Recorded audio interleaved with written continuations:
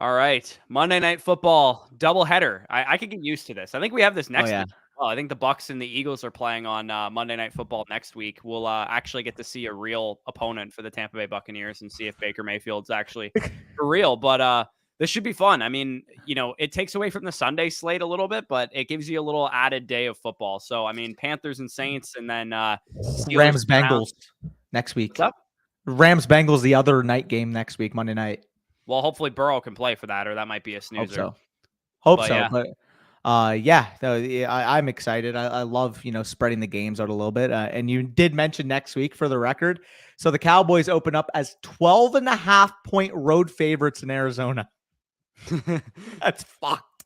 Yeah. The tank is real. Budda Baker's on IR now. That's their only good defensive player. So, dude, that might get steamed up to if that gets over plus 14.5, I may be tempted to take the Cardinals there because any NFL team 14+ point favorites going to be insane. It's 12.5 right now, but knowing the betting tendencies, it's probably going to get worked up to 14.5.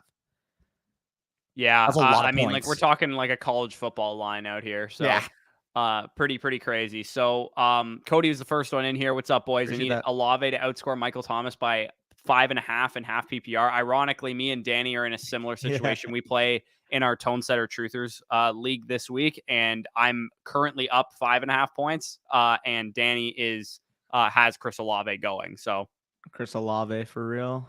It'll be but it'll be interesting for sure. I'm excited. Yeah, of course. Jamar Chase, Ayuk, and Kittle decided to do nothing. Yeah, dude. Well, I feel that freaking who was it? And Calvin Ridley. Too. Fucking AJ Dillon as well. I subbed him. Who did you tell me to sit? What did Marquise Brown do? Because I remember you were like, "Don't play Dotson." Marquise Brown had 17.4. To be fair, I subbed in AJ Dillon for Brian fucking Robinson last second. Yeah, I mean, I would have played AJ Dillon over Brian Robinson this week for sure. No, I know. I'm just saying I had 28.9 Brian Robinson points on my bench. Oh yeah, I mean, but here's the thing. I was 100% gonna just play Marquise Brown, and I was being stupid and listened to you. So I don't know. I should have just lived and died by the Marquise Brown take. Hey, bro, if I started Russell Wilson over Lamar, no kidding. Yeah. If I started Zach Wilson over Brock Purdy, I probably would have had more points. I think Sam Howell actually had a really good game, and I sat him for Brock 26. Purdy. And, yeah. Unfortunate. We had some monster performances on our benches. It's actually insane.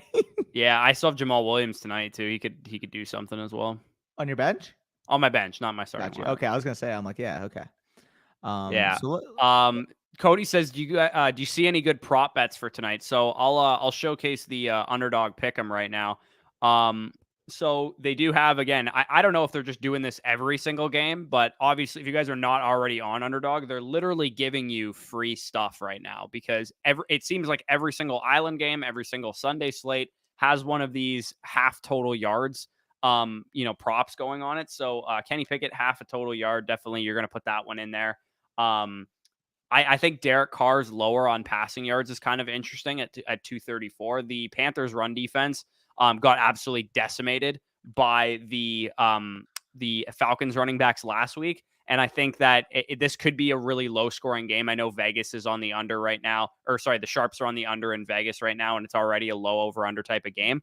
I'd be shocked if we got a barn burner in the Panthers Saints game. I think the higher scoring game will probably be the Browns and Steelers, although I don't really expect either of them to be super high scoring. And then, if Derek Carr's not going to be throwing the ball a lot, I think Jamal Williams can get things done on the ground.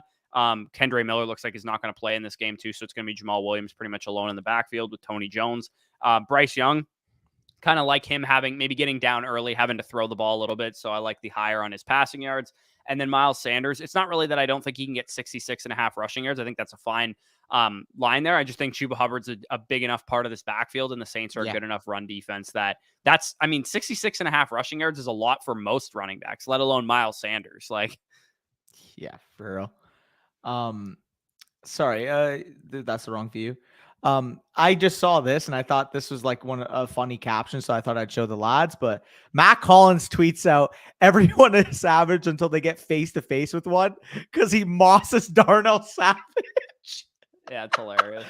That's actually elite posting. So Stonks up for Matt Collins if any of you for some reason have him on your roster.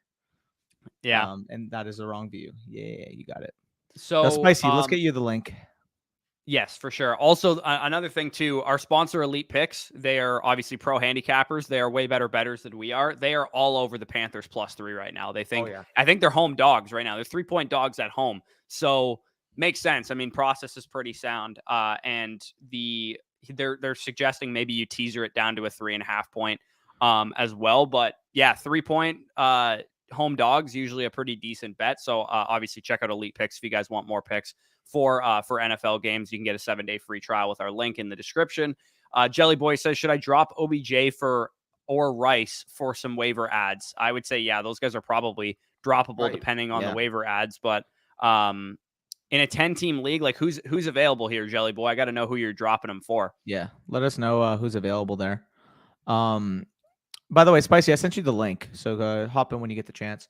PPR League, would you trade Travis Etienne and Jordan Addison for Jamar Chase, or would you trade Josh Jacobs and Jordan Addison for Jamar Chase, or neither, LOL? I mean, if you have both options on the table, I would personally rather have Travis Etienne to Josh Jacobs. They're same tier for me, like 5 to 8 area in my rankings rest of the season, but I like the offense of the Jaguars much more, and Travis Etienne's usage is literally bell cow. Yeah, I agree. I think I'm on the Jacobs and Jordan Addison for Jamar Chase. That would be the trade, and I'm comfortable making that move too, especially if you have the depth to handle a loss like that. Because Chase, he's going to be one of the bigger buy lows in fantasy right now. People are going to panic and think he's anything less than a top 5 receiver rest of season. They're dreaming, in my opinion. He's still exactly what we thought he was coming into the year. Waka Gaming says, yo, fellas, just made a trade in my Superflex Dynasty League. I'm currently in a rebuild. Sold Stevenson and Mike Williams for Drake London. Good value. Yeah, dude, especially in a rebuild. Holy shit. You get a 29-year-old receiver, however old Mike Williams is, off your team, and a running back who probably has like 1 or 2 more viable, like RB1 top 15 type of seasons left in the tank. For a 21-year-old receiver who obviously just had a great performance. It's amazing when Desmond Ridder throws more than 18 pass attempts, Drake London can actually do something, and he wiped the floor with Jair Alexander in that game. So very excited to see what I saw from Drake London. I'm glad we only have to talk about one Atlanta Falcons disappointment at this point. It's just Kyle Pitts now instead of Drake London, because that was a great game. Of course, I had to play against him in 2 leagues, but I'll take my Drake London London bounce backs. Yeah, we take those. Nick says, got an offer of Chase and Jacobs for Jettas. You have to take that. Like that's literally a top 5 wide receiver. Even if you're lower on Chase, I think you can maybe say he's a wide receiver 4 or 5 if you're very pessimistic. I personally still think he's the wide receiver 2, but if you want to argue like Tyreek or someone like that, that's fine. And Jacobs, who I have as a top 5 to 8 running back. Like, look, I know how good Justin Jefferson is. He's like literally a walk-in 23, 24 points, even without touchdowns. But when Chase gets back into rhythm, when Burrow gets back into rhythm, there's probably like a 3-point discrepancy in points per game max between Jefferson and Chase. And then you're adding Josh Jacobs, who could be a legitimate 18, 19 PPR point per game running back. Yeah, that's a smash deal. It's not like you're getting 2 average pieces for 1 elite piece. You're getting 2 elite pieces in their own right.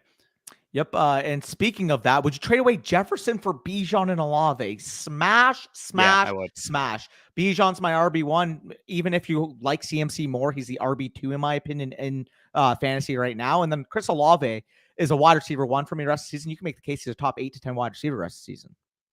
Yeah, he's barely a wide receiver 1 for me. I think he's wide receiver 12 in my rest of the season rankings, but even still, I'm a little lower on Olave. I would still take Bijan and Olave, because if we did a redraft of the fantasy season, knowing what we know now, like Bijan's 2 picks after Jefferson, 3 picks after Jefferson. Yeah, so we had obviously, and I would still have Bijan as my RB1, but I think the market as a whole would probably have it if they had to redraft today. Jefferson would be the 1st overall pick. CMC would probably be the 2nd overall pick for a lot of people. And I think Tyreek Hill would probably be the 3rd pick. And I would say Bijan would be right there at number 4 overall. Honestly, if we were redrafting today, that might be a fun exercise to do, in our heads. But I think it'd probably be like the clear top 4 there with the 2 running backs and then the 2 top wide receivers. And then Chase is like 5. Then you get the Lamb area, the Diggs, if Kelsey bounces back, he'll probably figure his way into there. But Eckler, once he's healthy, probably fits his way in there too. It's just like the top 4 right now and everybody else. And I would have Chase in the top 5, but the market probably doesn't agree with that right now. Yeah, for sure. James says, did a submission a while back, made a trade this past week. So yeah, James, if you want to update your Dynasty Decisions submission, definitely do that. We will be doing a Dynasty Decisions episode this week, probably on like Thursday or something. So, Yep. Or Wednesday. I can't remember what day we decided on doing it. Was it? No, Friday. Friday, sorry, is the day that we're going to do it. So we'll have a Dynasty Decisions episode on Friday. If you guys have submitted your team and you're a mother flocker or whatever, I'm, spoiler alert, I think we'll have enough submissions from site subscribers that we won't get to any free ones. Make sure to send any updates if you have any updates, and just say when your last submission was in the notes there, and you can submit the team down below. And of course, if you want to skip the line, definitely check out the site for that. Farmer Will says, drop Tony for Sky Moore.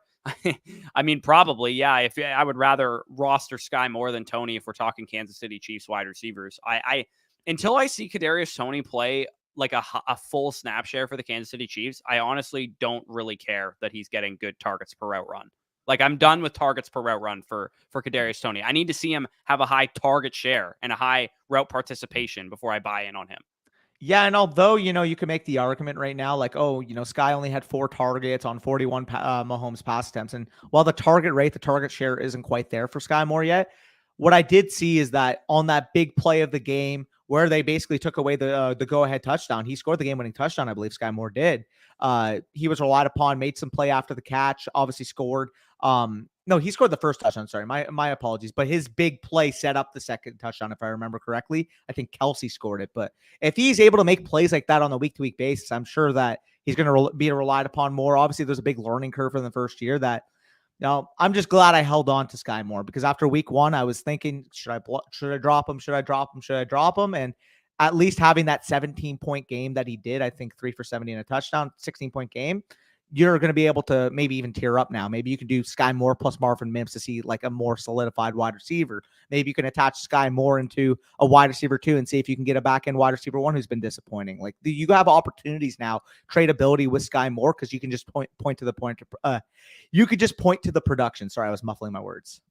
Yeah. It's honestly a confidence boost for a guy that really hasn't done much over the course of his career as well. So hopefully that continues. We'll have to kind of wait and see there. James also says, send T. Higgins and Michael Pittman, receive Dallas Goedert, Eckler, McLaurin, and Geno. I just want Higgins and Pittman here, I think. Eckler. Oh, Jesus. I didn't even see Eckler's name.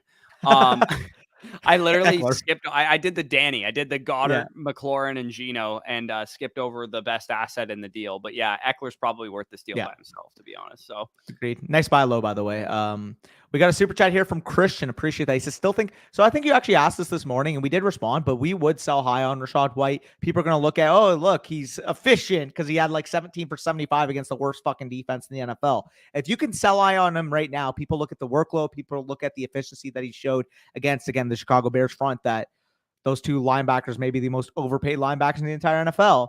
If you can sell high, maybe transition up to, like, Josh Jacobs is going to be a guy I keep referring to, and I talked about him on last week's trade show, so I'm not going to talk about him again this week, but he will be a big trade buy low right now. Like, if you have the opportunity to get Josh Jacobs, so let's say high-end RB2 level value right now, I think he's going to be a mid-range RB1. Yeah, absolutely. I think Jacobs and ETN and Brees are going to be the main trade targets to go after. For what it's worth, too, James also says this was in a Superflex Dynasty League, this trade. Wow. This is Higgins, Pittman, receive Goddard, Eckler, McLaurin. So what is Pittman and Geno cancel each other out in Superflex? Yeah. This is a good trade if you're contending. Yeah, it's a tight end premium league, too, so Goddard would have more value in that. I would say it's probably like... I still like it. Yeah, I would like probably like Geno and Pittman are a wash, give or take. At worst case, like Geno and Goddard over Pittman, and then McLaurin and Eckler is probably about even for T. Higgins there. Yeah, that's fair. Christian says, sorry, I had to leave before you answer. Not a worries. Appreciate the super chat nonetheless, brother. You got where we left off? Yeah. Aggie says, would you guys send Pierce and Puka to get Gibbs in Dynasty? Yes. Absolutely, dude. Yes. Holy shit. Yeah, I would. I mean, Puka Nacua is going to be a very widely debated Dynasty topic for the next couple of weeks, probably on this channel. What is this guy actually worth? I tend to think he's conservatively in the like Jerry Jeudy area of wide receivers in Dynasty. Top 30. Kind of having, like wide receiver 25 to 30 right now. If you're high on him and you want to have him in the 20 to 25 range, I don't think that's out of the range. I can't do it yet. And I think among the rookies, we talked about it on the stream today. I'm still taking Smith and Jigba. I'm still taking Jordan Addison, and I'm still taking Zay Flowers. The question becomes, do you want Puka Nacua or Quentin Johnston, in my opinion, which is pretty crazy that that's where we're at after 2 games in the season. But that's pretty much where I'm leaning. And I think I still prefer QJ slightly, but it is really early still. Like, to give you guys an idea of how early we are in the season, Justin Jefferson was running like 60% of the Vikings routes before week 3 of his rookie season. Week 3 was his breakout game. So we're talking about a guy in Quentin Johnston and like some of these like rookies that haven't really performed yet, Jackson Smith and Jigba and stuff. These guys are like not even really supposed to be full-time players yet, which makes what Nacua is doing all the more impressive. But he's also on a way more barren offense with way less talent. Like QJ and JSN have these like stud wide receivers ahead of him on the depth chart that are established Pro Bowlers. It's way different than what the Rams have with, Tutu Atwell and a bunch of young guys on the roster right now. So for that discussion, we kind of have to like wait until mid-season, in my opinion, to kind of decide what you're doing. And honestly, if you can bank like QJ in a second for Puka Nacua, I'd probably do it. I probably would too. Now, for what it's worth, I do think I'm probably a little bit higher on Puka than you. And the reason why I'm higher is that we were talking about, we talked about this off camera, but we talked about the fact that when Amon St. Brown had his breakout stretch at the end of 2021, people were detracting. Well, it's the situation. Hawkinson's hurt. Swift's hurt. There was no other people to get the ball. But at the end of the day, man, if you're able to go out on the field, command your own work, which, 29 targets, I think he's at through 2 games would say so. 35 or something like that. I think he has more than 29 receptions. I think it's 32 receptions that he has. Yeah, he's just absolutely ridiculous. Like, I am a little bit skeptical because I didn't view him as that type of player coming into the draft. But even, Matt Harmon charted his week 1 in terms of reception perception. Basically nailed the exact Sean McVay prototype of wide receiver, can separate at all 3 levels, is used versatile.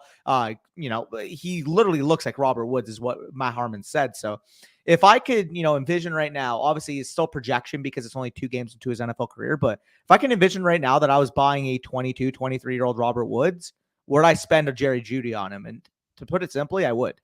And I actually did today. Yeah, that's fair. I think probably like a week or 2 from now is when I'll start to update the dynasty trade value chart. And I'd imagine like a late first is what I'm going to have Puka valued as, at least as it currently stands. Maybe he cools off a little bit. Maybe he heats up even more. I have no idea. The pace he's at right now through his first 2 NFL games are pretty insane.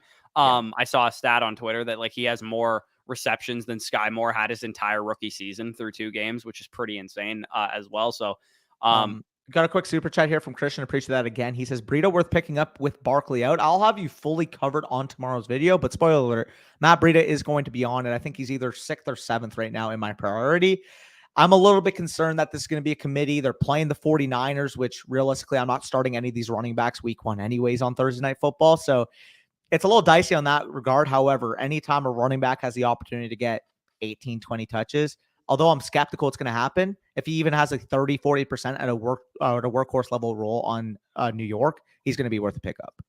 Yeah, I think this is like a gut feeling prediction. I think that Breida and Brightwell will be the running backs on Thursday. They'll stink, and then the Giants might sign somebody in relief, like a Fournette or a Kareem Hunt or something like that. But who knows? Like, Breida is worth picking up for sure, but I'm not going to go crazy spending more than like 5 to 15% of my fab on him. I would rather spend it on Zach Moss, or I'd rather go cheaper at running back and spend it on somebody else. Like if you can get him for like $2 or $3 or something like that, sure. Like I'm more comfortable spending more than that. Like 5 to 15%, like I said, is probably where I'd be looking towards. If you're completely screwed and you had Barkley or you have Montgomery or something like that, I would be, okay spending up on him. But hopefully you like just have a better constructed bench so you don't have to go after guys like this. Because like if I lost one of my running backs, like I have AJ Dillon types and Josh Kelly types and Antonio Gibson, worst case scenario, I could probably throw into my lineup most weeks if I had to.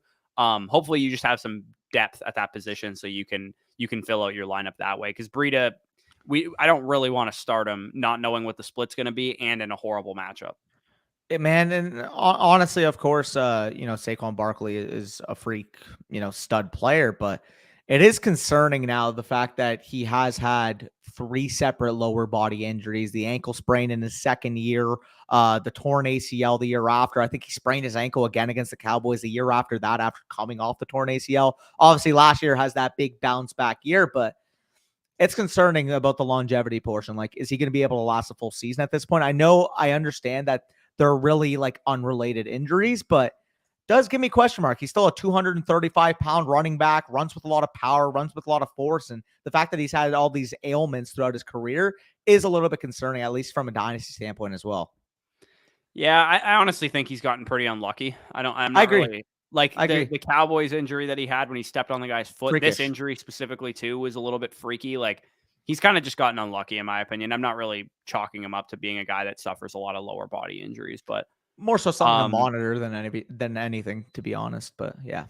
We got a couple more supers. So Flash says, I have Lamb, Ridley, Drake London, Pollard, Swift, and Gus in PPR. Got an offer to trade Pollard and Swift for Devontae Adams and Jahmyr Gibbs. Are you taking it?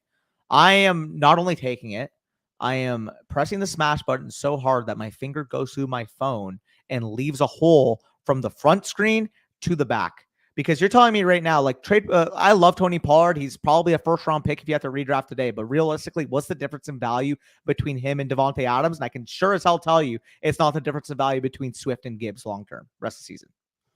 Yeah, I don't know if this is a like absolute auto smash. I think I would take the Devontae Adams and Gibbs side, but I don't know. I'm encouraged what I saw with DeAndre Swift. Hopefully that continues. Again, it's DeAndre Swift. He might pull the rug out from under us by week 4. He's volatile, yeah. Yeah. Would it shock me, though, if him and Gibbs were comparable the rest of the year? Not really. Like, I don't think it would be outrageous if he was, a back-end RB1, high-end RB2, both of them for the rest of the year. Yeah. No, like, the way I view it is that I have more confidence in Jahmyr Gibbs, like much more confidence in Jahmyr Gibbs than I do DeAndre Swift. Because I mean, we saw it without Gainwell. Like, if he does it without with Gainwell in the lineup, I'll be more open. Like, my eyes will be more open to him potentially being, an RB1 top 15 running back rest of the season. But Gainwell wasn't there, and we saw Gainwell completely dominate the snaps in week 1. Now, is that the same shit as Dameon Pierce last year, where Rex Burke had dominated the snaps week 1, and then it was Dameon Pierce's It very well could be. It could be. This could have been a complete facade, but I mean, from what they said in training camp and stuff, it sounded like Gainwell was the lead back. Yeah. So, did he get Wally pipped? I have no idea. Yeah. Got a super here from Carlos. Would you drop Bateman for Reed, Dell, or Quentin Johnson? I would personally rather have Bateman still, and I understand I would take everybody here except for Quentin Johnson over Bateman. Quentin Johnson would be your last out of these? Yes, dude, he's literally running the 4th most routes on the team. I could care less that he's a high upside player. There's no reason to stash him at this point in time. Fair. I would still be willing to hold on to Bateman, personally. I'm 100%. I think he's still coming off that foot injury. That's the thing. Particularly close. I think he's still coming off that foot injury. Yeah, and he's been coming off of a foot injury for 3 years, it feels like. So yeah, no, you're right. It just depends on how high are you on the upside there. If you're willing, if you're in a pinch, Rashad Bateman. Don't get me wrong, but like, we got to stop using the U word when we're talking about Rashad Bateman. I don't know. Just stay on the fucking field, run a lot of routes, and command some targets before we can start using the upside word with you. So I mean, either way, who would you like if you're dropping Bateman? I would personally hold Bateman, but you're dropping Bateman. Who would you drop him for? Dell. Okay. Dell. All right. Dell, then Reed, then Johnston. But I would rather have all. I think other than like QJ versus like Bateman, like the same player right now. I think I lean Bateman just because QJ would probably require an injury to get on the field more, whereas Bateman just needs to not be injured to get on the field more. Yeah. If I can get it, Dotson and Rashad White for Josh Jacobs. I love Jahan Dotson, but if you're telling me I can add him to Rashad White and get a guy like Josh Jacobs, who, again, I think can be a mid-range RB1, I'm doing that every single time. I am a little worried about buying Jacobs. Like, I think he's a good buy low candidate and stuff, but I also, like, if I buy Jacobs, I don't think I want to hold him the entire season either. Like, I think that there's a chance that last year's Josh Jacobs doesn't exist anymore. Like, I don't think we're getting the same Jacobs that we got last year. I think he's more like mid to low end RB1, like he was for the most part to the point in his career until last season. I think the whole sample of his career tells you that he's probably a low end RB1, mid RB1, than he is a high end RB1 like he was last year. Right now, the problem with him has just been the efficiency. Like, I watched because that was what made him great last year. Yeah, no, to a certain degree. He wasn't like crazy, No, crazy efficient. that is absolutely what made him great last year. He was the most efficient back in the league. Yeah. No, I just meant on per yards per touch basis. He wasn't, but okay, but he literally that's what I had a meant. huge receiving workload. He was the highest graded running back on PFF, and he literally averaged over 5 yards a carry. Like, he was the reason he was great last year. He had a great workload, don't get me wrong, but like the Raiders offense was better than it looks like this year, and also he was better. Yeah. I mean, for what it's worth, I watched that Bills Raiders game front to end, and he didn't look like terrible in that game. Obviously, the box score looks fucking night and day, but dude, the Raiders' offensive line got completely brutalized. And if you want to take away like the offensive line might just completely hold them the back, offense in general, I'm fine, kind of nervous about. Like, I think they looked okay in week 1, and that's encouraging and stuff. But maybe like they pretty much did what they wanted last year. Like, their offense was not a problem at all. Like, they were able to move the ball. They just had a bunch of stupid defensive plays and turnovers. And, Spicy Hawk could probably tell you more about the Raiders' fucking lack of ability to win games last year. But their offense was a top 12 scoring unit. Like, and Adams and Jacobs played like a man possessed. Yeah, Spicy's chilling in the back. Yeah, no, that is fair. We'll see if he bounces back. I personally think he will. I don't think he's. I think he will as well, and I think he's a good buy low candidate. But if I get a monster game at a Josh Jacobs, I might be looking to trade him. Travis also, Etienne plus or like I don't know. I think people like I would prefer Etienne, and I would prefer some of the other guys. Like, I think it's not outrageous to say that you would take some like Ramondre Stevenson, Kenneth Walker types over Josh. I don't think it's outrageous. I don't think Kenneth Walker's there. Ramondre I can get convinced on, but the thing with Walker too is he doesn't have the 3 down workload comparatively to a guy like Josh Jacobs, so that's why I would personally think there's a tier there. I still think Walker's like a back end RB1, maybe high end RB2 if you're really really pushing it down, but Josh Jacobs, like, you want to say Ramondre, that's fine. You want to say Breece Hall, if he shows signs that he can get that workload, that's fine. But I probably wouldn't venture too far out of that. Like, Etienne would be the perfect one for me. He's coming off a bad week. If Josh Jacobs comes off a great week and Etienne has a bad week, I feel like people are going to really shift their thoughts on both those players. Yeah, that's fair. Walker, for what it's worth, though, has gotten probably a better workload than I expected from him coming into the year. Agree. I do think that Charbonnet is probably going to work in like come the midseason time, come the late season time, because across the NFL, we've basically seen these rookie running backs just getting eased in for some reason. Yeah, they just have not touched the ball very much. For real. Did you see the stat? I think it was Levitan back in the league.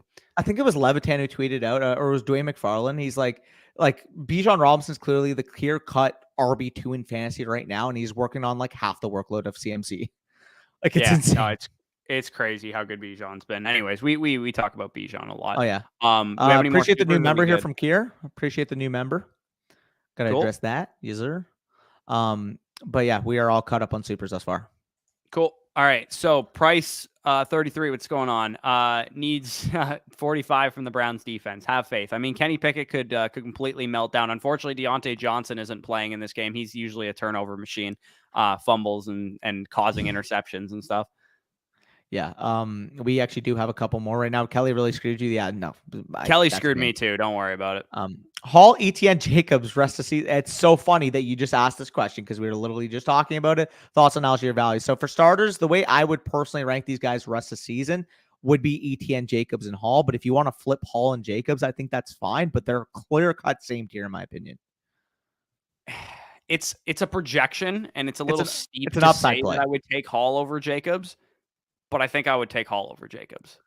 But the thing is, you don't even have to on the market right now because you don't. Not even remotely close. Like, a lot of people are going to give you much. Like, they're going to not value these guys really close at all. But once the Jets offense picks things up, hopefully that's with either Zach Wilson or a different quarterback.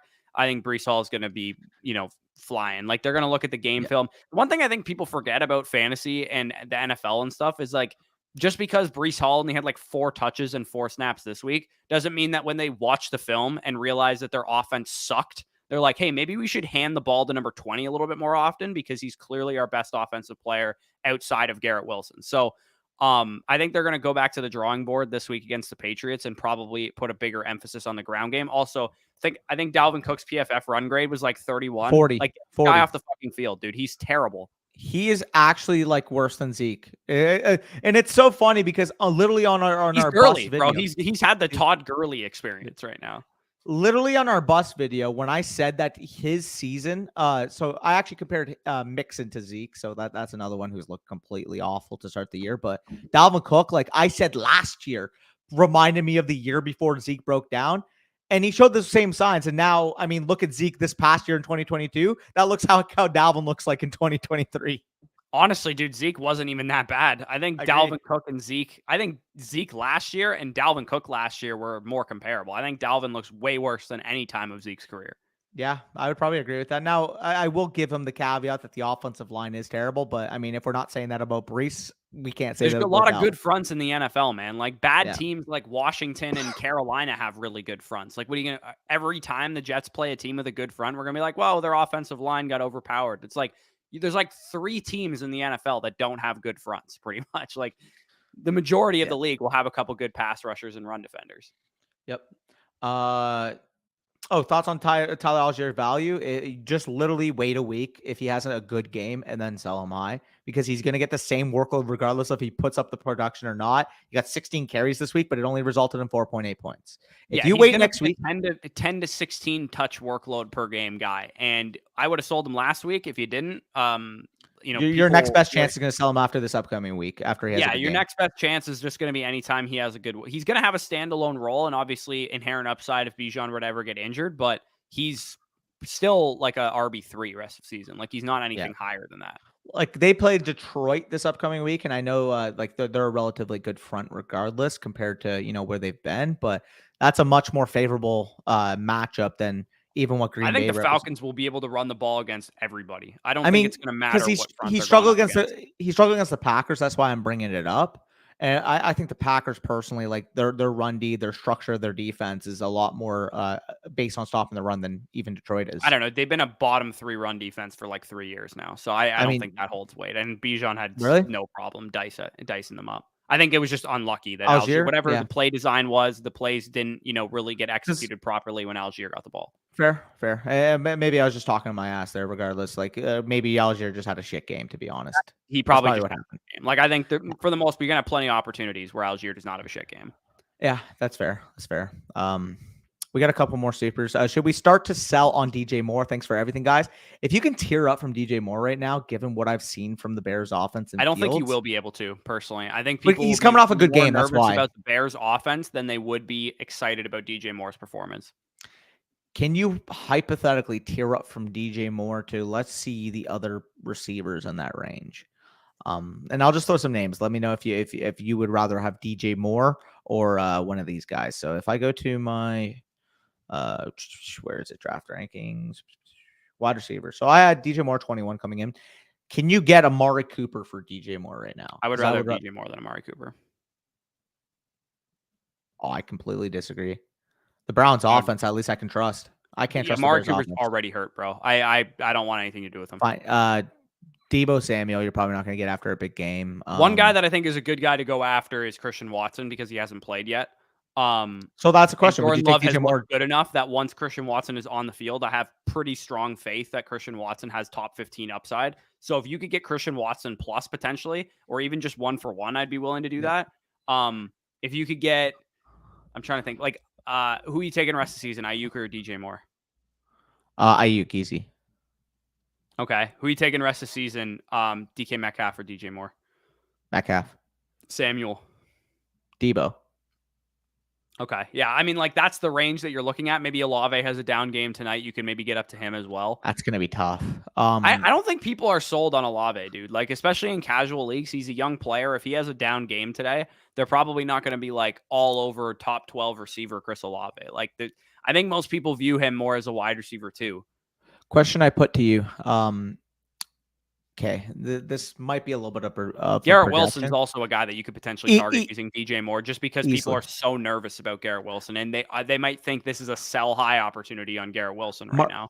Market aside, just like, who would you rather have for the entirety of the rest of the season? Obviously, that's not how fantasy works. If you trade them, or if you trade for someone, you can trade them again. But hypothetically, you have to have one on your roster for the rest of the season, and fucking Smooth Criminal hit it on the head. Are you taking Jordan Addison or DJ Moore rest of the season if you had to have one throughout the year? I'm taking DJ Moore. You're taking DJ Moore. Yeah. I'm tempted. I love me some Jordan Addison. You guys know that, but I'm taking DJ Moore. So I'm tempted by it. Like I would probably still lean DJ Moore, but I think they're same tier.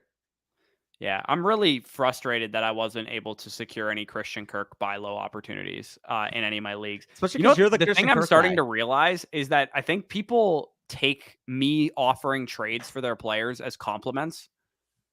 Now, like before, I was like, oh, I wonder if they're just like scared to trade with me because, you know, we make content, like they're probably wondering, oh, what does this guy know that I don't? But Amir, the commissioner of my league, he told me, he's like, when I make trades, when I offer him trades, he's like, oh, he likes my players, is what he thinks. Which is weird to me. I'm like, I didn't think that's how you guys thought of it. It's the same thing as what happens with me. Literally, the question I get back all the time when I offer a trade is, what do you know that I don't? If they haven't already seen me hype up the player. Which is like we're still taking risks. Like I feel like people think we're never going to be wrong on stuff. Like I'm wrong on stuff often. Like I'm wrong. I'm right more than I'm wrong, but I'm so wrong a fucking good amount of the time. Like let's be real here. Like the difference between right and wrong between us and an average fantasy player. Let's just say an average fantasy player, you give yourself a 50-50 chance of being right or wrong on a decision because you literally are basing it off of nothing. You don't have a process. If I'm right on 60%, maybe not even that. I think it's even a micro smaller than that. 55%, like 58% to 53%. Yeah, I would agree there. Another super here from Kier. Appreciate that. 12-team PPR, 2 flex. I have Herbert, Keenan Allen, Chase, Swift, AJ Dillon, Kittle, Terry, Watson, Cup. What's the question? Like, I trade Herbert, Keenan Allen, so the stack. And Christian Watson, by the sounds of it. Smash. For Anthony Richardson, Garrett Wilson, ETN, and Khalil Herbert. I'm smashing that. Yeah, I would much rather have Garrett Wilson than Keenan Allen, although it's closer before or now than it was before. ETN, I think, is honestly worth the rest of the package himself. And then you just pocket Anthony Richardson and Khalil Herbert. Yeah. Here, where... So I appreciate the super chat there. We got another one from Noah. AR, Kirk, Mostert, or for Ayuk and Waddle. Easily Ayuk and Waddle here, personally. Yeah, Ayuk and Waddle, definitely. Yep. Got another super chat here from Scott. Appreciate that. Dynasty, my Judy Pickens is wanted. They have James Cook, Ramondre Stevenson, Roschon Johnson, B-Rob, target with wide receiver for which running back. Another trade could be Pickens for Elijah. So, Pickens for Elijah, like I prefer Elijah, but that seems very like insignificant. It's a wash. It's a wash, yeah. That's basically the word I was looking for. If you're gonna trade one of those guys, like you're gonna need at least a Mondre back. Like I would say honestly, Mondre for either of those receivers. Like even if you have to add like a 3 or something like that, like I would be willing to do that. But realistically, unless you're like getting a player that can help your point production, like there's no reason on just a wash trade for similarly projected wide receivers, in my opinion.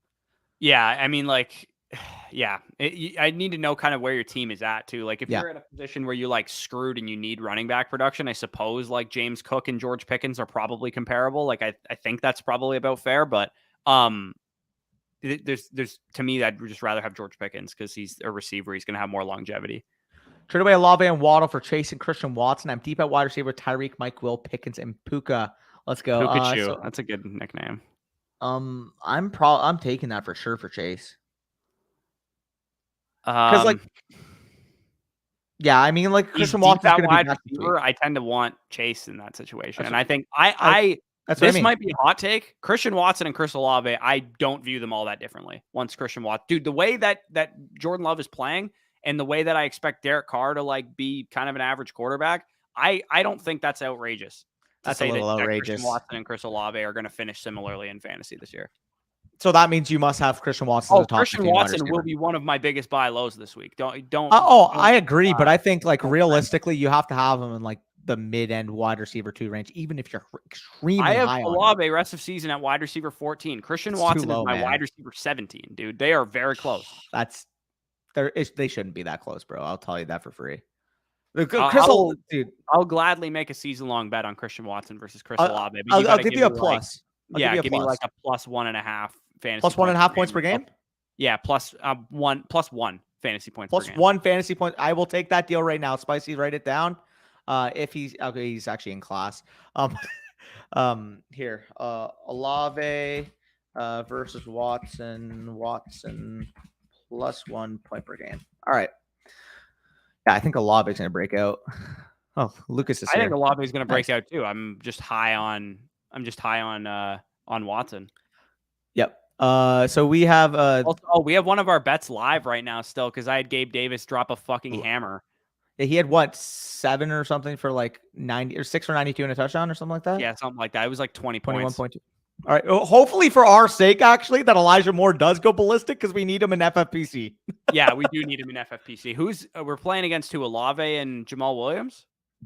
Or no?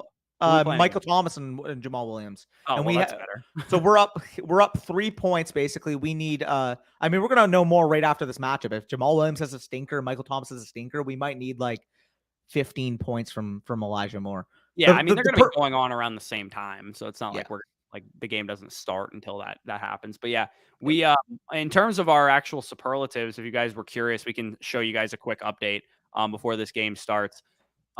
We have I was the only one to hit on my lock of the week, the Seahawks in Detroit. Missed by 1.5. Going over. You love to see that. Yeah, you lost barely on that Jets Dallas one there. Washington almost hit that on their own. That's crazy, bro. That was a ballistic scoring. That probably hits if Washington just folds and Denver just runs the clock out. But Washington coming back and then Denver coming back on the Washington comeback was pretty crazy. Real quick, I'm happy to report that my going nuts pick did not tear his Achilles like last week. But I'm also not happy to report that James Cook had 19.9 PPR points per game. I am not even fucking exaggerating. He missed the mark by 0.1. So I missed out on my 2 points for James Cook by 0.1 points. And both of these two guys hit a 3-pointer on me with Deebo Samuel and Nico Collins, which is not ideal. And then James Conner, baby. He's safe. James Conner, the safe play of the week. We should probably update the scoreboard here in a second. We'll do that after. But yeah. Not bad for the superlatives. Not ideal. Also, I kind of reverse jinxed my Buccaneers by taking the Bears money line as my underdog pick of the week. I thought Justin Fields would look a lot better than he did. Somebody asked later on in the chat, am I worried about Justin Fields? I am.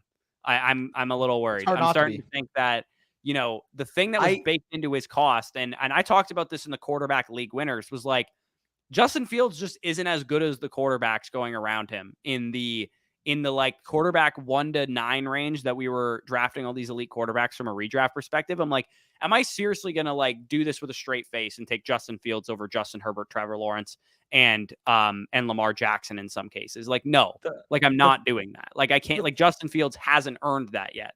The thing with Fields that's been very discouraging so far, and I'm sure they're going to fix it up at some point because they literally fucking need to fix this up. Last year, the amount of designed runs, the design touches we had, getting Justin Fields in space, letting him use his athleticism, he is not there mentally as a processor yet to sit back in the pocket and dissect you 30, 35 times a game. Where are the designed runs? Like Luke Getsy, bro, you make your money fucking calling offense. Let's get your 4.3 speed quarterback on the fucking move. We saw him rush for 1,100 fucking yards last year. I think he's rushed for, in the first 2 games, like 65 combined. What are we doing? Like, what are we doing? He rushed for 6 yards against the fucking Bucks. What are we doing, Luke Getsy? Not to mention, I know what we're doing against the Bucks because I watched somebody break down the game plan, and 45 was spying his ass the whole game. So that's probably what happened against the Bucks. Yeah, it's. By the way, I'm not sure. Do you watch JT O'Sullivan on YouTube? So QB School. I don't, but he broke down the Packers game. I did see that. The one I watched. So I watched the full hour of it. It was the full hour in depth breaking down the Bears Week 1 game. And he mentioned, you know, like Justin Fields, man, you got to be ready with your eyes. You got to be decisive with the football. And he also talked about that he doesn't like his footwork in the pocket. But the other thing he said is, dude, like, what the fuck is the design of this offense? Like, it is just Cole Kmet trying to run, and he cannot run worth his fucking life to create separation. Like, it's, I can't describe how dysfunctional it is. Based off JT's words himself, dysfunctional. The Bears offense currently is. And again, he's going to know a lot more about that in terms of like the schemes, like everything that's going on there. But the way he broke it down, it was literally like, dude, like The Bears, yes, Justin Fields has not been good, but the Bears have given him nothing, like absolutely nothing. And he went on a complete roast session about fucking Cole Kmet and Chase Claypool throughout that game, saying they were basically useless. They were useless. Yeah, I mean, the nice thing is that Luke Getsy has shown in the past that he's capable of adapting, and that's what he did last year, and hopefully he has to do that again, because otherwise it's going to be a long season for Justin Fields, and Justin Fields will probably be on a different team next year if this continues. Falcons? So, yeah, Falcons. I mean, I'll take him for the Bucks, but I mean, Baker's the third highest graded quarterback on PFF right now. We have our franchise QB, baby. I would actually love nothing more than Baker Mayfield becoming a franchise quarterback, because I love Baker Mayfield coming out of school. I thought he was going to be an awesome quarterback. I want to say the first Dynasty League we did together, you got him in like the second round or something at that point. I didn't. My first startup wasn't that season. The one we did with Scott and Sexy. Yeah, I didn't take him that early. Oh, okay. Oh, fair enough. But no, still, that was entering the 2020 season. It was in the 2019 offseason. So this would have been after the Baker Mayfield debacle year. When Freddie Kitchens was the coach. Fucking guy, Freddie. Thoughts on Hubbard under 48.5 rushing and receiving yards? It's a tough matchup. I will say I am a little bit worried about the split between Sanders and Chuba in this game, but you got to take the under there. Man. He's been really good so far. He's very efficient. In the first game that he played this year and in relief when he played last year, he's been a lot better than like early career Chuba Hubbard, because he was pretty fucking bad his rookie season. But he's actually looked pretty good. So I mean, he's kind of like the discount Tyler Algier. I think this team wants to run the ball. They're not as good as the Falcons, obviously, but I think you can book him in for like 10 to 12 touches a game. So if I'm getting that many touches, I think I don't love the under 48.5. If it was like 55.5 or something, I'd be kind of down for that. That's a scary enough prop that I think I'm going to stay away from that. Yeah, it's about right on the line, I would say. The thing with it that does give me pause, of course, he's very efficient. However, on the flip side, I mean, the Saints are also a very, very good defense, specifically just against the run. Like we've seen it years past, like the Bucks and the Saints have been like the two teams you do not want to run the football against. I mean, remember a couple years ago when the Bucks were literally so feared against the run, and basically people just knew everybody got cooked by the Bucks against the run. And for what it's worth, too, the Bucks have been a lot better this year against the run, because they were not that good last year against the run, because Vita Vea was banged up and Devin White played like shit, and some of the other things went wrong on the defensive line. But they've been much better against the run this year so far. So they are probably going to be more of the feared defensive matchup for the running backs. Yep. So we got another super here from Scott. He goes in, 8 running backs, no right. So what's your question here, Scott? I'm a little bit confused. I think this is back to the question about about the Judy and Pickens thing, when he asked, like, people are asking about Judy and Pickens on my team, and we were like, oh, do you need these running backs to compete or whatever? So he champ 3 out of 4 years, aging running backs, no wide receiver 1. I don't honestly think you can win with this team, to be honest, Scott. If I were you, I would probably sell Eckler and retool it, because Allen and Andrews are still building blocks, and I think they're young enough that if you like punted this 1 year and just held on to your young running backs like Pacheco and Tank and Kendre and Tucker and stuff, and you influxed a couple youth running backs in next year's draft, you'd probably be in good shape. So for me, I probably would not be selling Judy or Pickens, because they're young pieces that can help you in the future. If I were you, I would probably be looking to punt this year and sell off Austin Eckler once he comes back from injury, and sell off Alvin Kamara once he comes back from suspension. Yeah, I would agree with that. Amari or Rashid tonight, need 24 points from Brownsy and Njoku Deshaun. I would go with Amari personally. He is labeled in. I'm going to probably go Cooper, even though I'm a little worried about the injury. Yep.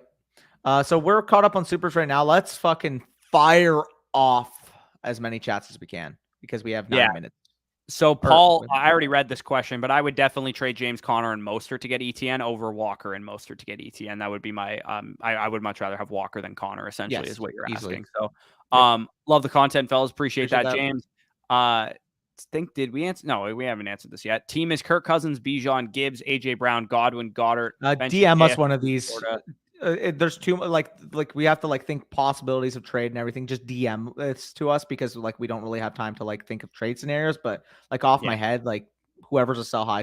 Whoever, like when you guys are like, this is my team, who should I trade for? Like, watch our trade targets videos. Yeah. That's usually it's usually going to apply to that. Need a miracle, but Cooper or Elijah full PPR. I'm leaning Elijah more here. I know Amari Cooper. Like, even when they're both fully healthy, I think you can make the case that yes, I would prefer Amari Cooper, but Elijah should be relatively like near him.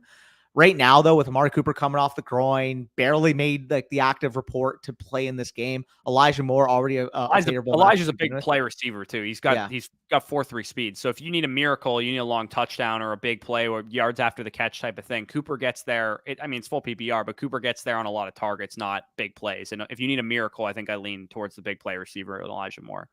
I would agree. So we're all caught up on supers thus far.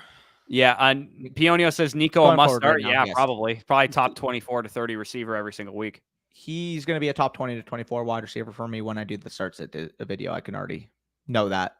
Yeah, I think it's easy to say that until you realize that like you're at wide receiver 28 and you still don't have Chris Godwin on your list. You're like, I would rather start Nico Collins over Chris Godwin right now. Yeah, given the tough matchup this week with the Eagles corners, I probably go Godwin there though. Fair. Because Evans will probably be locked up. Yeah, no, that makes sense. I'm honestly just really impressed with Nico Collins. I think I'm really impressed with him as well, but I'm not going to go super. I think he's definitely a must start. He's a guy I'm going to have in my top 30 for sure, but top 20 to 24 is a little rich for me at this point in time. I had him at 30 last week, so I'm going to be even higher. I had him a little lower than that. I think I had him at like 35 or something like that, but I did move him up progressively throughout the week. Should we be trading in Dynasty for Puka? If so, what's his value? So here's the question. If you had to designate a thing to Puka, buy, sell, or hold, what are you most likely to do with him? Holding? Yeah. So you're not selling high, you're not buying low, or selling high / buying high? I'm holding at current market value. If I'm in a league where somebody really likes Puka and I can get a legitimate top, like if I can tier up basically to like JSN, like I've seen somebody pay Puka in a second for JSN. London, I've seen people float out the idea that he's better than Drake London too. I'm buying low in those regards, but if the offers are like, I don't know, name like wide receiver 33, like if it's like Christian Kirk in a second. Yeah, I literally looked at Christian Kirk's name on my rankings. I was about to say him. Christian Kirk in a second, I'm probably holding Puka. Because I just think his value can go way higher than what Christian Kirk's is. Christian Kirk's is pretty much maintaining what he is right now. If Puka does this for two more weeks in a row, is he going to be valued as a wide receiver 15 on the market? I think he could. Yeah. No, that's fair for sure. I had Kyron Williams and Puka on my bench. Yikes! I don't blame you for that. I don't blame you for it either, but it definitely sucks. Yeah. We already talked about Fields there. Should I trade Garrett Wilson, Dameon Pierce, Brian Robinson for Pittman Etienne? Wilson? I want Pittman and Travis Etienne here. I'd be going Garrett Wilson, and of these options, which running back would you trade away? White. You'd go White over. You'd rather have White over Pierce rest of the season, or Pierce over White rest of the season? Sorry. Yes. I think there's a real possibility you guys will bench him. That's really not that far off of a discussion, dude. The workload that White is getting is much better than what Pierce is getting. Agreed. B-Rob Jr. lock in RB2 question mark. Need Chubb less than 10 to win. So good luck with the Chubb less than 10. That's going to be really tough. But for the time being, I think you could pretty much view Brian Robinson as what, a top 20-ish RB? Dude, such an elite 0 RB target, man. He was my 0 RB best ball teams. I wish I got more. I guarantee Brian Robinson's on them because I drafted him on like 14% of my teams, and I know it's anytime I went hero or 0 RB, he was my RB2. I know I only had like 8%, which I wish I got up to like 11 or 12 at least, but I'm still about market where I should have been on Brian Robinson. So hopefully on those teams, like you said, in more 0 RB, hero RB based squads, he can give you RB2 level production. Because one of the takeaways on this morning's show was you literally talked about it. Could this be this year's Leonard Fournette? And stylistically, Ramondre Stevenson's also a good example of that too. Yeah. No, he looks good. He looks good. You got where we left off? Yep. Should I play Juwan Johnson or Hayden Hurst tonight? Juwan. I personally let me actually take a look at the usage real quick between those two tight ends, because I think Juwan Johnson's probably your better bet for a touchdown because he seems to be involved in the red zone. But I kind of was encouraged with what I saw from Hayden Hurst and Bryce Young's connection in the first game. So I lean Hayden Hurst, but I think Juwan Johnson could catch a touchdown in this game, and it wouldn't shock me. So I said Juwan. I actually have Hurst 2 spots higher, but it depends on the situation. If you need upside, I would go with Juwan Johnson. If you need just give me 8 points, 5 catches for 38 yards. Like I think Hayden Hurst has probably got that role more teed down. It's just for sure. He has a chance to have more targets, I would say. He's a cleaner 7 projection targets, for that. 8 targets. Yeah. Toronto Dave, what's going on? What's up, Ricardo brother? Jones says Dynasty 10-team Superflex trade Lamb London. and Waddle for JJ Justin London. Jefferson and Drake London. Fucking absolutely, dude. I think Justin Jefferson and London, London and Waddle, they're like, I prefer Waddle, but they're not that far off in Dynasty value. And I think the gap is bigger between Jefferson and Lamb, as much as I love Lamb. Question mark. If it was Lamb and Waddle for JJ, who are you taking? Lamb and Waddle for JJ? Oh, I would take Lamb and Waddle 100%. But London's a very, very good asset in his own right. Lamb and Waddle for JJ in a late projected 24 first. I take Lamb and Waddle there. That's about the value though, right? Yeah, probably about that. Let me ask you this. Lamb and Waddle for Justin Jefferson and Zay Flowers. Jefferson and Flowers. You take Jefferson and Flowers there? Yeah. I think that's the cutoff. Because, for me, Flowers is probably when I'm going to revamp my dynasty rankings in the trade value chart in the next, week or two.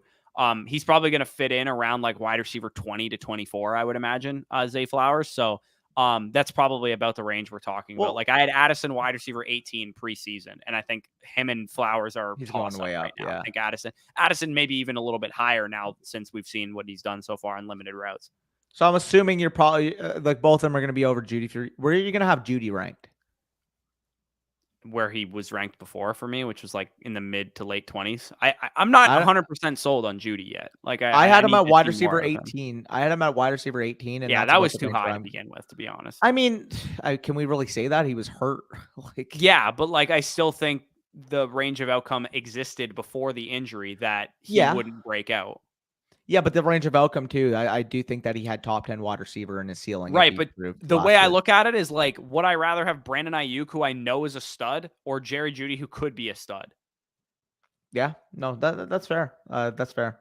I mean, especially now knowing what we know, yes. But even preseason, before Ayuk got out to this hot start with the first game of the season, I would much rather have had Ayuk, especially look at the whole course of their career. Ayuk outscored Jeudy as a rookie. Ayuk outscored him as a second-year player, despite being in the doghouse. Ayuk outscored him. Actually, I don't know if he outscored him last year, but it was probably pretty close. Jeudy, at least I know in games he was healthy, he was averaging 16 and a half, 17 PPR points per game. So it was relative toss-up. And I agree. The long body of work probably pointed Ayuk. I just thought that Jeudy could ascend to an even higher level, whereas I did think the situation. I think the Ayuk also has had 7 quarterbacks in that time span as well. Over the first 3 years of his career. Fair. Part of the Rodgers, Dobbins, Saquon loss. Any suggestions? Picked up Gainwell, Algier, and White. I mean, so what are you asking? Any suggestions? Who to pick up? Yeah, I have waivers for you tomorrow morning. Yeah, waivers will cover you on that. That's really unfortunate that you had Saquon, Dobbins, and Aaron Rodgers. That sucks, dude. That does suck. I'll have you covered with waivers. We talked about them on this morning's live stream as well. Talked about our top 5 each. So if you want the sneak peek on that, make sure you go rewatch that stream.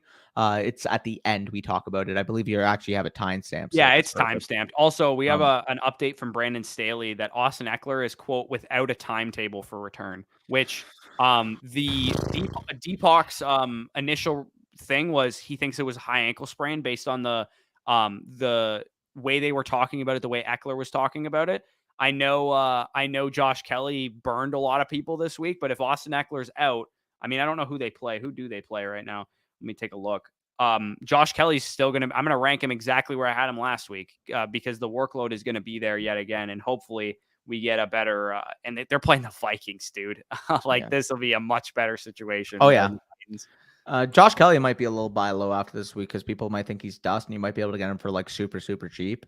And I do think that after the Vikings game, you might be able to get him plus a Connor type to upgrade your RB2. I keep throwing the name Connor just because he's such an easy name to tier up from. No. If you guys have Mixon too, I think Mixon might be on people's buy low list. And this is an underrated part of fantasy and content and stuff like this. But sometimes when people think somebody is a buy low, he's a sell high. And I'm selling Mixon's workload to people who think he's a buy low, if that makes any sense. Yeah, 100%. And I mean, hopefully we don't get that way with Jacobs. I still think he's a talented player, but based off these first couple of weeks, I'm a little bit concerned. It might For what it's either. worth, That's too, like Jacobs is over the touch apex. Even though he's only 25 years old, he's over the touch apex right now. Yeah. No, that's fair. Got a super chat from Bernard. Appreciate that. He says Lamb, Ridley, Mike Williams, and Ayuk are his wide receivers with Nico on his bench. Should I start Nico? Again, I'm going to have more information on that for Friday. The start sit video, I will literally have it ranked in the order I would start those guys. But I mean, Nico versus Mike Williams is a toss up for me. Yeah, like they're both against the Vikings. It's not a toss up for me. I'm starting Mike Williams. Yeah, I mean, the Vikings might actually be the worst secondary in the entire NFL. The Bears exist. The Bears exist as well, but the Vikings are. They're not far off. They're not far off. The Vikings are awful, dude. They are. Yeah, I mean, shout out Kirk. If you had Dak in 2020 before he got hurt, basically Kirk. He's about to have a Jameis 2019 season. Except he won't throw 30 picks. Yeah, well, he might throw like 15 because he's gonna have to throw a lot. Also, shout out for you betting on the over on Cousins touchdowns. That looks like a lock at this point. Yeah, did I bet on the over for that? I'm pretty sure you bet on the over for Cousins. Oh, and one of my season-long pick'ems. Yeah, I did. Yep.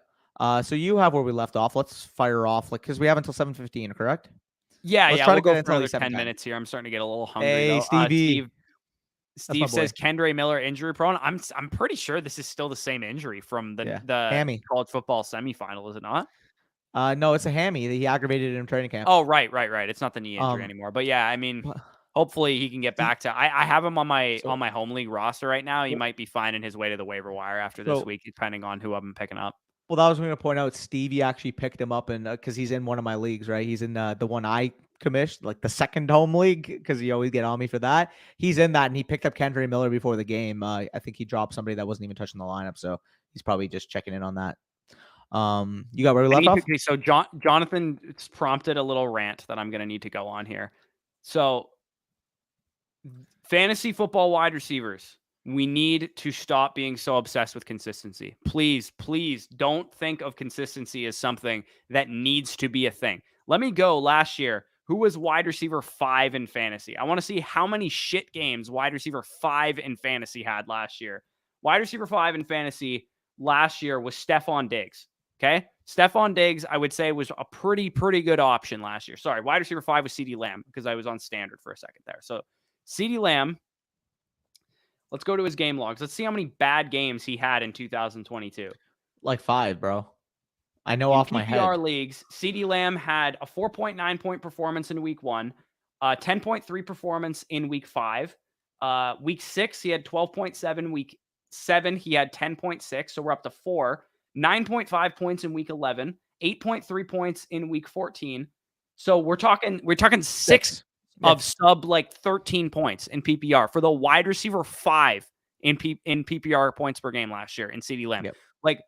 It's pretty crazy to me that people expect every receiver to have a great game every single week, especially Brandon Ayuk, guys like Brandon Ayuk, who's a wide receiver 2 in fantasy. He's probably going to have 6 or 7 games that are disappointing every single year, but he's going to have, you need him in your lineup. And I'm not worried that, Deebo Samuel got all the work this week. This 49ers offense, there's a lot of talent there. Christian McCaffrey and Deebo did it this week. Christian McCaffrey and Ayuk did it the week before. Next week, maybe it's Ayuk and Kittle that do it, or maybe it's McCaffrey and Kittle, or maybe it's Kittle and Deebo. Maybe Purdy rushes in 2 touchdowns, smashing, and 2 guys maybe disappointing or having a middling performance. Maybe Purdy rushes in 2 touchdowns next week. We don't fucking know what happens. They're playing the Giants. Literally anybody on that team can go off. Yeah, you're very rarely going to get a game with the 49ers pass catchers and talent there where everybody has a monster fantasy day. They must have scored 45 points if that happens. Yep. You have where we left off, right? Yep. Full PPR league from my question earlier. Okay, yeah. So I mean that doesn't really affect my decision, Paul. I'm still trading Connor. Yep. What's up, fellas? What's your guys' opinions on Nico Collins? Is he a good? So I actually bought Nico Collins right before the season started. I got Nico Collins and a 2025 first for Tony Pollard. I mean, I'm tanking, so I didn't. I remember yet. I'm trying to get Pollard off my team, and nobody wanted him. I'm like, dude, I'm literally offering you guys a top 6 redraft running back this year. Yeah, he's on the franchise tag. He's maybe a 1-year rental, but to me, that warranted a mid to late first. And the fact that I got Collins as a throw-in, I thought was pretty good. pretty good option, especially now that, how he's kind of aged. Collins going to be another one that I don't know where to put up in my rankings, man. Is he going to be a top 30 dynasty wide receiver? It seems a little extreme. I'd like to know where him or Hollywood has both Puka Nacua and Nico Collins at this point. You're taking Nico Collins or Hollywood right now. One of them has to be on your dynasty roster. I still would rather have Hollywood Brown, but I think that's really I'm taking close. Nico.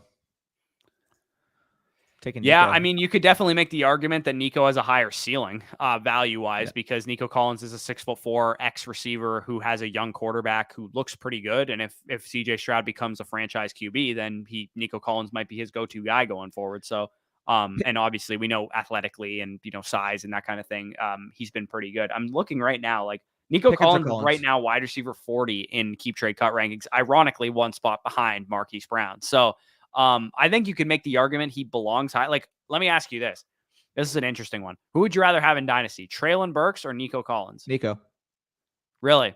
Yeah. I think I know Nico Collins is a good player based off these 2 weeks. I don't know quite yet if Treylon Burks is a great NFL wide receiver. I would make the argument too, like, because we're kind of seeing a little bit of like a resurgence of the face planners type of situation going on this year. Are we going to be going back to the days of like third-year wide receiver breakouts and fourth-year wide receiver breakouts? Because, I mean, Tutu Atwell was nobody for a long time, and now he's all of a sudden having this breakout season. Nico Collins didn't really do anything for the first 2 years of his career. In his third season, he's kind of having a breakout year. If Treylon Burks takes 3 years to develop in the NFL, I don't think that should really shock anybody because that's probably what he was going to be coming out of school. I got one for you, and I feel like I know you're going to lean because I saw Brock comment this, but Pittman or Nico Collins? I'd rather have Pittman, not even a question. I would probably rather have Pittman, but I don't think it's. If I was a rebuilding team and I could get Collins in a second for Pittman in a third, I would take Collins in a second. So for you, they're like same tier. You would prefer Pittman? No, but they're not same tier. They're a tier below. I would need an upgrade of a pick in a second and a third, and I'd also need to be a heavy rebuilding situation. Say you're a middling team. Are you taking Nico in a second for Pittman in a third? I am. If I'm a middling team, probably, because if I'm a middling team, I'm going to want to tear it down. Say you're a house money team. A house money team, I view house money as 1 year punts, and I would rather have Michael Pittman in a 1 year punt. Okay. I would rather take the plus with Nico there. They're close for me. They're close for me. Again, we're gonna have a full sweep rankings update for our dynasty rankings, but Nico Collins is gonna be a guy I'm gonna fucking throw right up there. Yeah, he's gonna be an interesting guy to talk about for sure.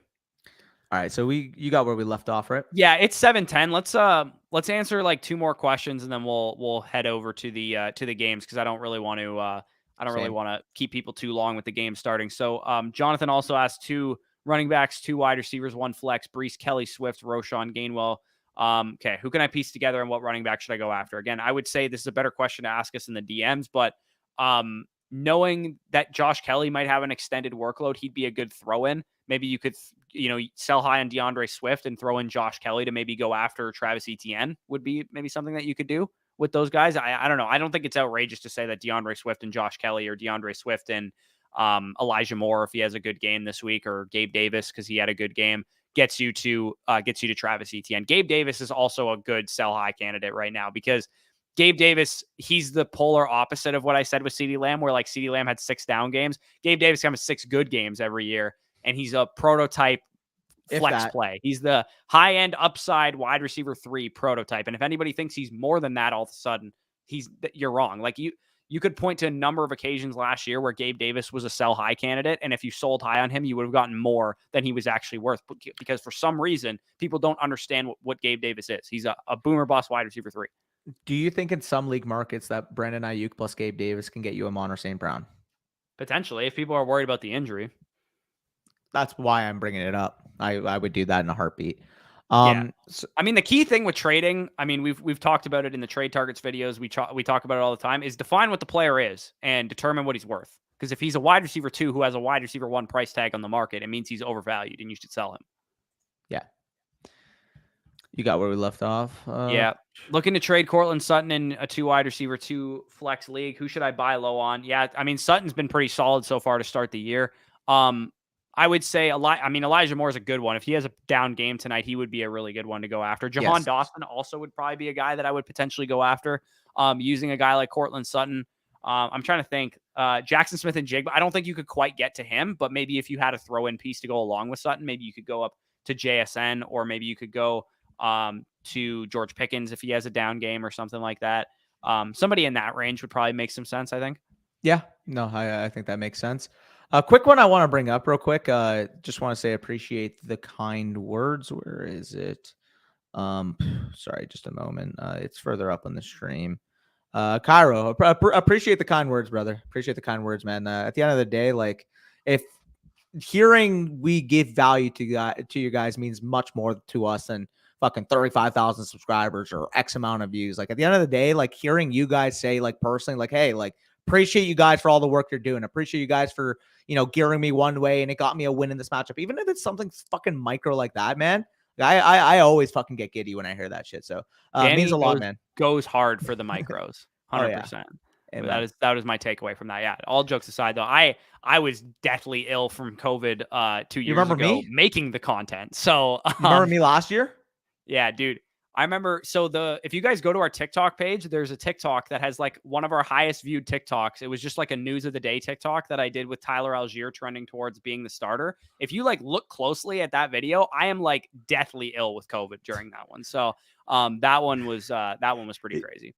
And when you guys get a chance, so look at our live stream last year. So I think it was the first day of free agency. It was right after my 22nd birthday.